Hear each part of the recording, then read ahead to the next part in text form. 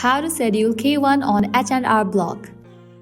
Let's get started. Launch your preferred browser. At the top, you will see the search box. Over there, type in hrblock.com and search for it.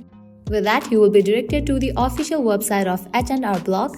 Now, at the right corner, you will find the sign-in section. Over here, you'll need to provide H&R Block account's credentials. Type in username, email, or phone number, and then click on Sign In.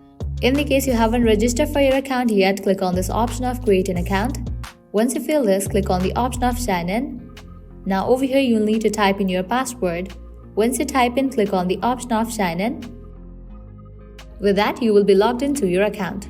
Make sure you have received all scheduled K-1 forms related to your partnership, S corporation, estate, or trust investments. These forms report your share of income, deductions, and credits from these entities. Now, start a new tax return or continue with your existing return if you have already begun. Follow the prompts to enter your personal information, including your name, social security number, and other relevant details. Once you are in the income section, look for an option to enter investment income or forms related to partnerships, S corporation, estates, or trust.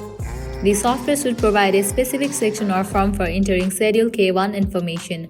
Look for an option to add a new K-1 form. Now you will need to enter the information from each scheduled K-1 form you received. This includes details such as your share of income, deductions, credits, and any other relevant information provided on the form. After entering the information from all their scheduled K-1 forms, review your entries to ensure accuracy. Mistakes in entering this information can lead to errors in your tax return. Continue through the rest of your tax return, providing information on other sources of income, deductions, and credits as needed.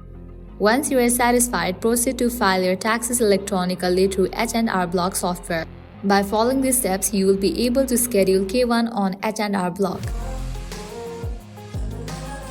If this video was helpful, don't forget to like, share, and subscribe to our channel. Thank you.